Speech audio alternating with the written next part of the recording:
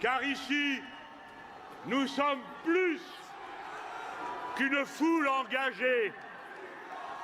Nous sommes, par nous-mêmes, par notre ardeur, par notre présence, par nous-mêmes, un message politique.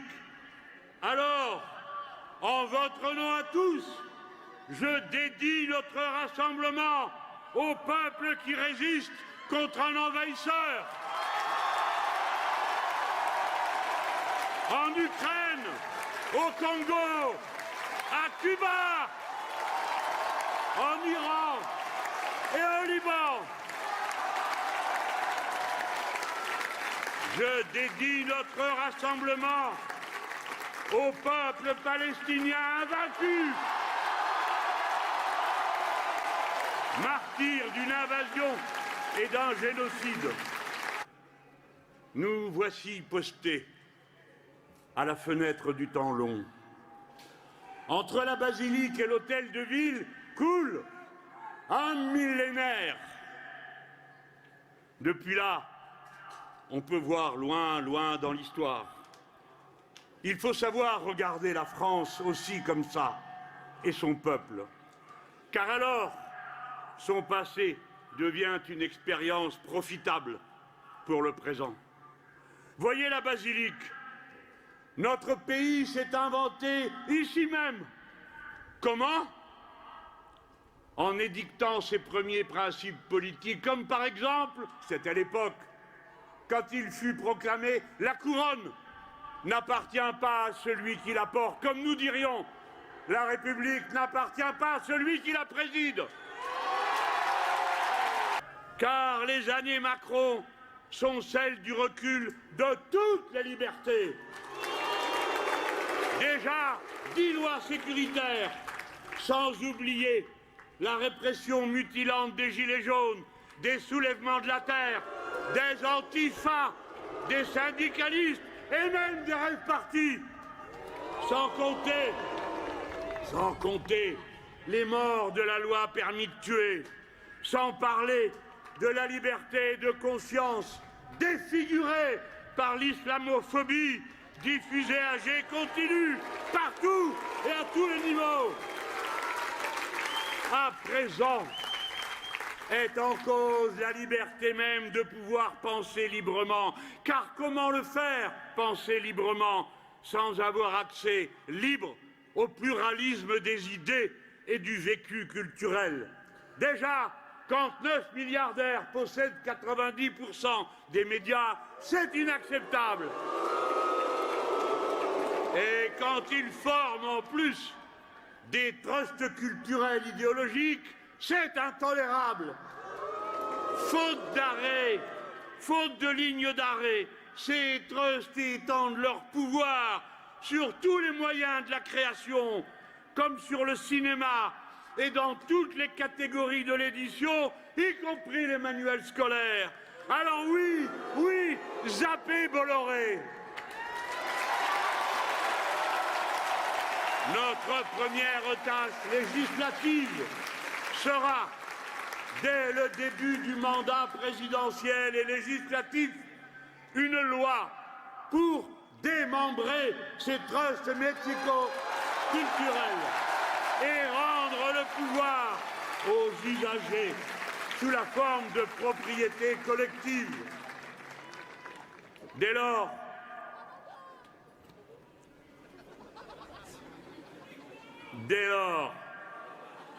faut pas m'en vouloir si je lis, c'est pour tenir la durée. Dès lors, décidément, cette élection ne ressemble à aucune autre avant. Car les choix qui sont à faire découlent cette fois-ci directement de la fin d'un ordre du monde. Après la chute de l'URSS, voici commencer celle de son rival, les États-Unis d'Amérique. Et nous sommes sous la menace de guerre généralisée. Cela a l'air très dangereuse déjà, du changement climatique, de la 6e extinction des espèces et de l'incertitude sur tous nos repères naturels.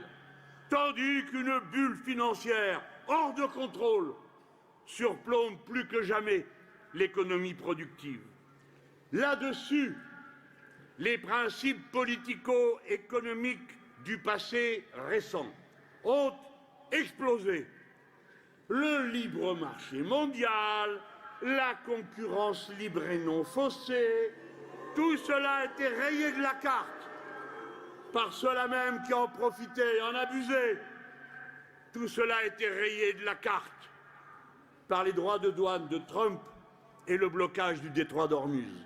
Alors, cela impose à tous ceux qui se présenteront à vos suffrages des réponses de fond avec des principes clairs, des plans d'action crédibles, une méthode constante. Car dans ce chaos naissant, un nouveau projet politique germe dans les guerres du Moyen-Orient et du Trumpisme. Voici ce qu'il faut appeler le suprémacisme, c'est-à-dire une volonté de hiérarchisation humaine pour dominer les peuples en les divisant en ethnies et en religions. L'économie de guerre est son modèle, le numérique son vecteur. En France, le suprémacisme est porté par le RN. Il rallie à présent d'amples secteurs patronaux irresponsables et une large partie des élites médiatiques regroupées par l'islamophobie. En Europe, ce projet progresse de toutes parts car l'échec du néolibéralisme y est violent. En France, ces dégâts sont ceux d'une guerre. Vie chère et chômage de masse sont devenus permanents, ont été détruits 5000 kilomètres de voies ferrées et sous Macron, 45 maternités, 1700 bureaux de poste, l'équivalent de 10 universités et de 12 hôpitaux. En Europe, à la faillite morale à propos de l'immigration ou de la complicité avec le gouvernement Netanyahou, s'ajoute désormais une tornade de destructions industrielles et sociales. Il est temps de dire stop, stop. Nous refusons les nouveaux accords de libre-échange, comme Mercosur ou avec l'Inde. Nous refusons l'économie de guerre.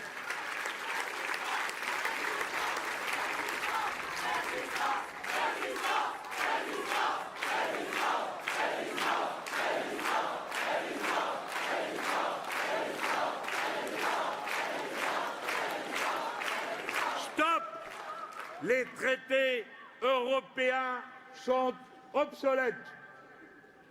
Nous décréterons un moratoire sur toutes les directives contraires au mandat que nous aura donné notre peuple. Par exemple, nous bloquerons l'accès en France au statut de travailleurs détachés. Et nous le ferons aussi pour toutes les importations agricoles traitées avec des produits interdits en France. Mais soyons audacieux. Voyons aussi, dans la profondeur de la crise de l'Union européenne, une opportunité pour proposer enfin une Europe débarrassée des principes mortifères du libéralisme. Voilà. La saison des tempêtes est arrivée. C'est l'heure des caractères.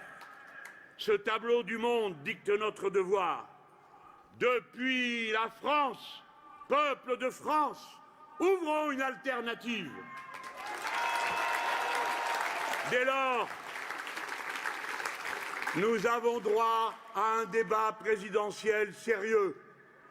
Cette élection ne doit pas se résumer à une compétition de lettres au Père Noël que les milliardaires feraient lire par leur porte-parole politique, ni le championnat du mouvement de Menton contre les jeunes, les immigrés, les musulmans, ni la finale des tronçonneurs de budget public, ni le concours du plus grand report de l'âge de départ à la retraite, ni la récitation du catéchisme des idées libérales qui ont déjà tant détruit le pays. Car la France est un champ de ruines sociales depuis Macron. Le macronisme restera la régression sociale et la misère pour le plus grand nombre par l'accumulation des richesses dans quelques mains.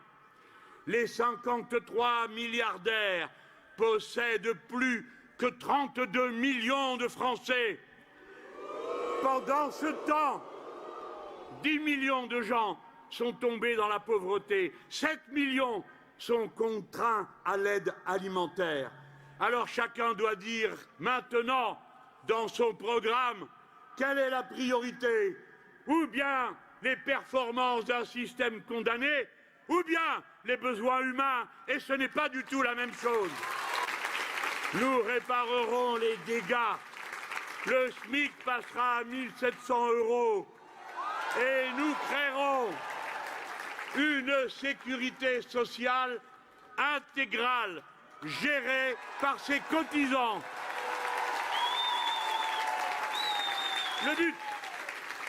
Le but reste l'abrogation de la réforme des retraites à 64 ans, puis le retour à 60 ans. Et quand l'urgence est à la remise en ordre, en effet, des comptes de la sécurité sociale, nous le ferons en réorganisant ses ressources et qu'on se le dise, nous en reviendrons à autre chose que la TVA sociale qui sournoisement a été imposée par Macron et ses gouvernements. En réorganisant ses ressources, qu'on se le dise, pour nous, la sécurité sociale est un modèle. Nous voulons étendre son principe à d'autres domaines de l'existence. Vive la règle de chacun selon ses moyens, à chacun selon ses besoins. Alors, quand tout est en cause dans le monde et quand tout est à refaire dans le pays, oui, notre peuple a le droit à un débat électoral franc, qui soit un temps de réponse claire à chaque grand défi contemporain. Voici les nôtres. Au temps du chaos écologique, nous répondons avec la planification et la régionalisation écologique. Pour ou contre? Pour, évidemment. Au temps du désordre international, nous répondons avec le tribunal international pour les génocidaires et les criminels de guerre. Le non-alignement, la nouvelle diplomatie française avec le renforcement du droit international et son élargissement quant à la mer dont nous sommes le 2e territoire mondial et à l'espace alors que nous sommes la première puissance spatiale européenne et au numérique où nous concourons pour être parmi ceux qui auront les inventions les plus magnifiques à partager. Au temps des épidémies mondiales, c'est à nos yeux déjà l'état d'alerte. Nous sommes dans l'ère des maladies écologiques. Il y a les zoonoses, il y a l'épidémie de cancer, l'épidémie de diabète, l'épidémie d'infertilité dont on ne parle pas. Sont en cause les pesticides, le modèle agricole, l'amiante, le cadmium, l'eau contaminée au plastique et aux polluants éternels, la malbouffe ultra transformée. Aujourd'hui, la sauvegarde et donc la continuité de l'espèce humaine passe par sa santé qui est devenue une nouvelle frontière de l'humanité. Quand on entend dire « la santé coûte cher », répliquez « qu'est-ce qui coûte cher ?» Sinon d'abord le malheur. Les cancers, 23 milliards d'euros par an pour la Sécu. La malbouffe, 19 milliards d'euros par an. Vaincre la maladie a toujours été la première définition du progrès humain dans l'histoire, et c'est autant d'économie de soins. Alors, nous changerons le modèle agricole, d'abord pour permettre à tous de manger sainement. Nous interdirons l'usage des polluants cancérigènes. Si Macron avait tenu parole, le glyphosate devrait être interdit en France depuis 2018. Combien de temps encore allons-nous empoisonner nos rivières, nos sols et nos corps? Aussi longtemps peut-être que les criminels l'ont permis avec le chlordécone aux Antilles? Non! Il est temps d'agir maintenant, vite et fort. Et puis enfin, il y a un bouleversement technologique mondial et une évolution radicale de la condition humaine. Quelles réponses y seront apportées? Voici les nôtres. À une révolution numérique déjà bien engagée, nous répondons par la décolonisation numérique vis-à-vis des États-Unis d'Amérique. La souveraineté complète du peuple de France sur le stockage des données, sur les supercalculateurs, les câbles et sur les systèmes d'intelligence artificielle. Et le soutien à l'invention en France des sauts technologiques que l'humanité attend, comme celui vers l'ordinateur quantique. L'ambition qui est la nôtre succède à celle de ceux qui édifièrent cette basilique. La France est nouvelle comparée à celle de 1958 quand a été créée la Ve République. Depuis, tout a changé, sauf la Constitution. Notre peuple est plus connecté que jamais. 90% des foyers de ce pays ont un abonnement Internet. En 1958, seuls 7% avaient un abonnement et c'était au téléphone fixe. Et la Nouvelle-France, disons-le à ceux qui ont risqué quelques critiques inopportunes, c'est aussi une nouvelle classe salariée. Les statuts en ont été pulvérisés. Un ouvrier sur deux, une ouvrière sur deux, non plus qu'une sur deux, travaille dans une entreprise de service. 50% sont désormais contractuels dans les services publics. Et puis, on ne veut pas l'oublier, car nous en sommes tellement heureux. Un Français sur trois est, selon la formule de Bali, un héritier de l'immigration. Oui, vous pouvez applaudir. La vie a été plus forte que la peur de l'autre. Nous ne renierons pas, mesdames, messieurs les fachos, les sacrifices et l'amour de nos grands-parents qui nous permettent d'être ici et dans ce pays qu'ils ont tant contribué à bâtir. On est chez nous. En fait, nous parlons de la Nouvelle-France pour obliger à parler de la vie concrète et réelle et pour vous permettre toutes et tous la fierté de vous dire « Nous sommes la Nouvelle-France ».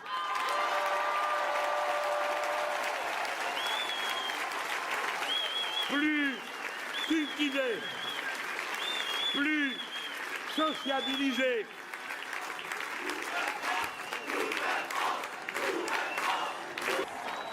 plus reliés les uns aux autres.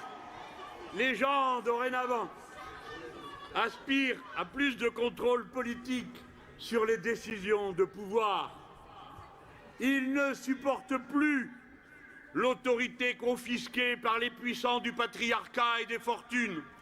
Ils n'acceptent plus que les institutions permettent la négation des votes des Français, comme pour le référendum de 2005 où nous avons dit non et non pas oui à la Constitution européenne, ou les législatives de 2024, reniées par celui qui les avait convoquées. Pour nous tous, la France mérite mieux que la monarchie présidentielle. La nouvelle France appelle sa nouvelle République en avant vers la 6e République.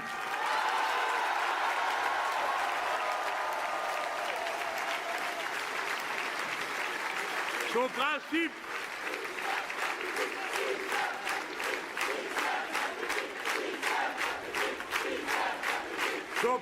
central sera la souveraineté permanente du peuple. Permanente, oui, pas seulement le jour de l'élection présidentielle. Cette garantie sera le droit au référendum citoyen, dont le référendum révocatoire permettant de démettre un élu quel qu'il soit, du conseiller municipal au président de la République. Une assemblée constituante réorganisera les pouvoirs publics autour de ce principe. Nous proposerons une nouvelle structure fédératrice de la nation. Partout, dans la cité comme dans l'entreprise, une démocratie citoyenne avancée doit être la règle. Le pouvoir communal et ses conseils de quartier sera la base de la nouvelle démocratie française. Et maintenant, écoutez ceci. De leur côté, les régions seront entièrement restructurées autour des grands bassins versants des fleuves. Elles seront dédiées à la bifurcation écologique. Elles formeront la première ligne d'alerte de proposition et de mise en œuvre de la planification écologique. Attention, aujourd'hui, l'avenir des territoires insulaires ou très éloignés de l'Hexagone, comme la Guyane, est en discussion. Les populations concernées exigent la clarté de ceux qui se proposent pour présider la patrie commune. Et notre peuple tout entier doit savoir, et il devra décider lui-même. Nous accompagnerons spécifiquement la Corse vers l'autonomie étendue que demande ce peuple. Et la Calédonie Kanaki ira vers l'indépendance.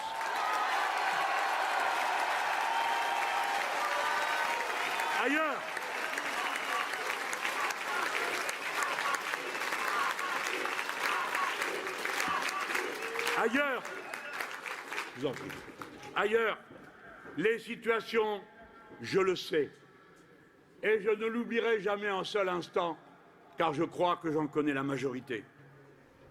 Les situations sont aussi différentes que les territoires et les peuples qui les ont constitués.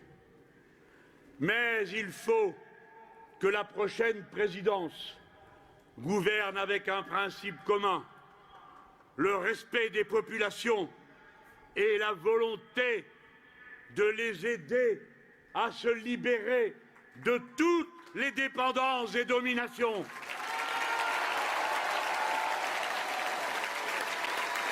À vous, mes camarades de la Réunion, des Antilles,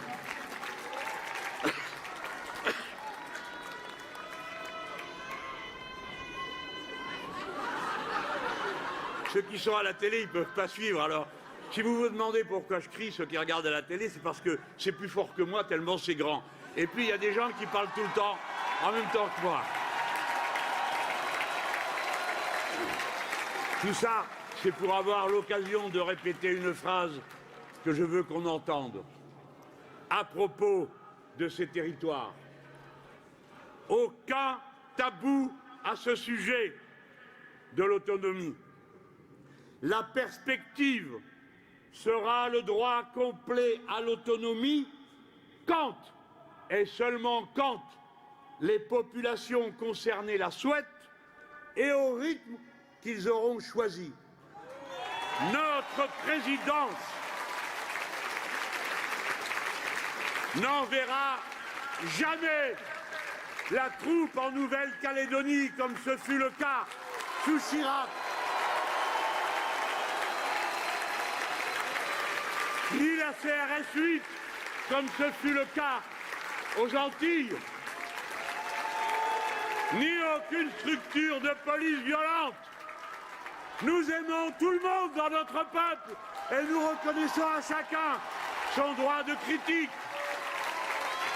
Il n'y aura plus jamais de mort en Kanaki avec une balle dans la tête. Nous ne pouvons pas rater cette campagne comme ce fut le cas en 2022 où Macron se refusa à tout dialogue, tout débat et où, bien sûr, il y avait la guerre en Ukraine, mais on a pu parler de rien, si bien que toutes les alertes que nous avons lancées et qui toutes se sont vérifiées sur l'eau, sur la retraite à 64 ans, sur la TVA sociale, ils ont pu faire tout cela parce qu'à aucun moment il ne nous a été possible dans un débat de leur faire avouer que c'était bien ça leur projet. Aujourd'hui, notre campagne, de nouveau, est placée sous menace. Par exemple, celle de la diffamation numérique industrielle, organisée entre autres par les ingérences étrangères, comme celle menée par les officines de Netanyahou à Marseille contre Sébastien Delogu et à Toulouse contre François Piquemal. Alors, écoutez-moi bien, et surtout quand il s'agit des femmes traitées plus indignement qu'elles ne le sont jamais. Écoutez-moi bien, ne croyez rien sur parole ni sur image. Vérifiez tout, y compris ce que je vous dis. Et il y a aussi le risque du rabougrissement fétide du débat, quand par démagogie, avec une vision racialisée de la sécurité, qui est devenue l'unique programme politique de nombre de partis. Le débat ne doit jamais être réduit à leur simplisme. Quand un crime odieux, révoltant, écœurant, comme le meurtre de la pauvre petite Liana, nous révolte comme aujourd'hui. Gardons-nous d'ignorer ces racines profondes, car il y en a. Proposons une loi globale contre la pédocriminalité et les féminicides. Cela n'a guère intéressé jusqu'à présent les chantres des discours sécuritaires, pas davantage que les crimes racistes et homophobes ou la mort au travail. Et souvenons-nous que les coupes budgétaires alimentent le crime. Quand manque de moyens, la justice et la police judiciaire, plus utiles que les chasseurs de manifestants. Nous dénonçons l'échec complet des politiques sécuritaires, continuellement renforcées, sans jamais aucun bilan, ni aucune responsabilité assumée par qui que ce soit devant l'ampleur des dégâts. Et nous le confirmons, nous refusons de vivre dans une société de surveillance permanente. Nous refusons de confondre les révoltes sociales et l'immigration avec la délinquance. Et enfin, nous accusons le crime organisé à échelle internationale, la corruption dans ce pays, la délinquance financière, l'argent sale de la drogue, la traite des êtres humains, le trafic des armes, d'être à l'origine de la criminalité. L'efficacité sécuritaire en France se fera au prix d'un changement complet et radical des objectifs, des moyens et des méthodes. Pour cela, nous restructurerons de la cave au grenier la politique de sécurité, la police et tous les moyens de lutte contre la criminalité. Je dois conclure, quasi dans les temps. Vous n'êtes plus habitués à cette brièveté, et moi non plus. C'est pourquoi j'ai dû lire.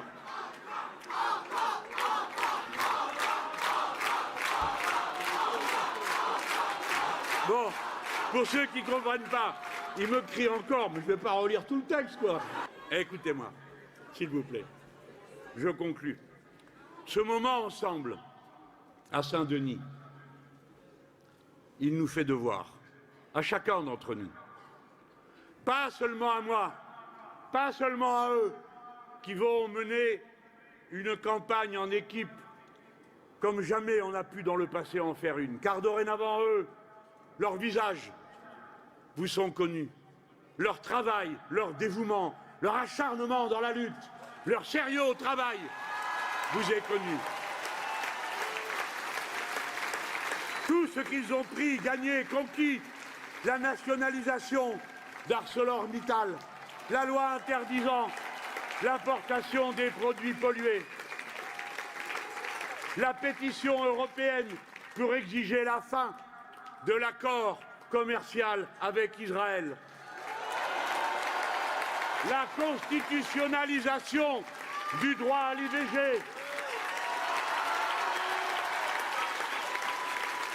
la reconnaissance de l'esclavage comme crime contre l'humanité. Cette équipe, à elle seule, sera un message. Voilà. Mais vous aussi, un par un, en rentrant à la maison, vous allez prendre le petit carnet que vous avez en réserve pour faire vos courses et vous allez écrire chacun la liste des 3 noms à qui vous allez faire changer d'avis d'ici aux élections. Et comme vous le savez, puisqu'il paraît que je suis le gourou qui appelle chacun d'entre vous chaque jour, je vous appellerai pour voir où vous en êtes un par un.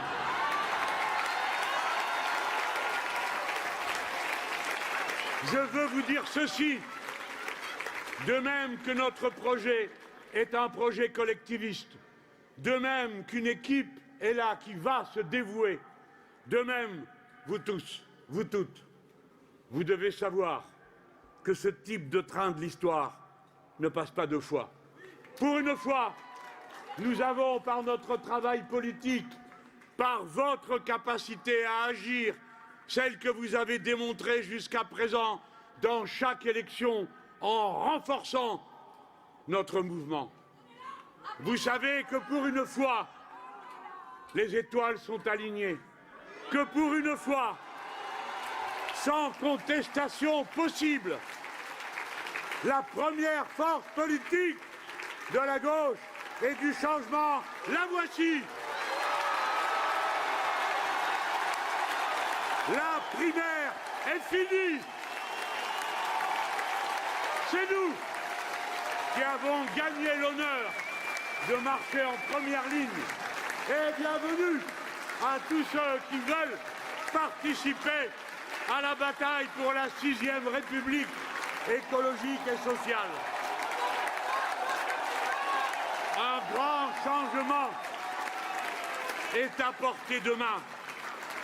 L'unité populaire, elle se fera à la base dans le combat commun pour la 6e République écologique et sociale, le 2e tour, que ceux qui n'ont aucune chance d'y accéder devraient se garder de nous empêcher d'essayer de le gagner. Surtout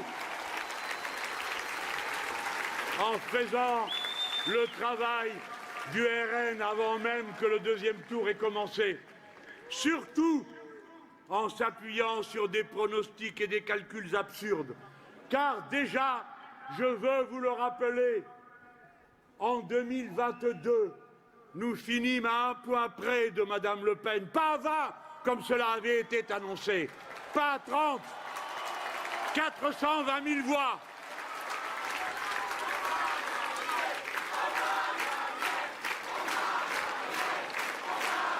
Alors,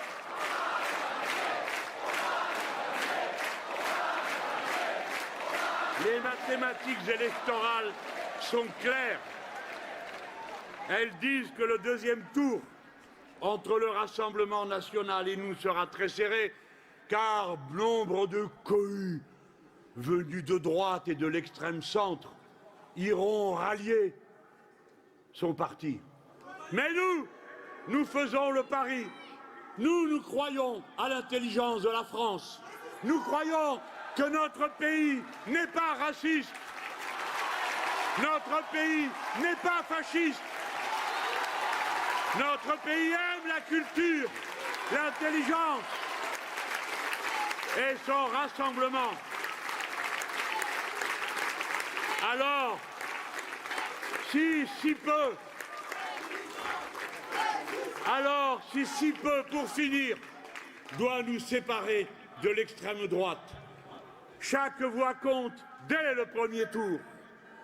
Et je le dis bien fort, bien net, ayant fait ma partie du devoir, ceux-ci ayant fait la leur, vous autres ayant fait la vôtre, je m'adresse à tous ceux qui s'interrogent comme il est légitime qu'on le fasse avant une élection. Je leur dis, qui que vous soyez, dans quelque parti que vous soyez, surtout si c'est de gauche, vous ne pourrez pas dire, si malheur arrive, je ne savais pas. La victoire est possible. Les risques de cette époque sont aussi nos opportunités. Un autre futur redevient possible. Le philosophe Edgar Morin qui nous a quittés nous l'apprenait. La réalité, ce ne sont pas seulement les choses qui composent le monde. Ce sont nos œuvres, nos désirs, notre volonté. Peuple de France, qui regardez à cette télévision et qui peut-être voyez ce rassemblement, entendez son message.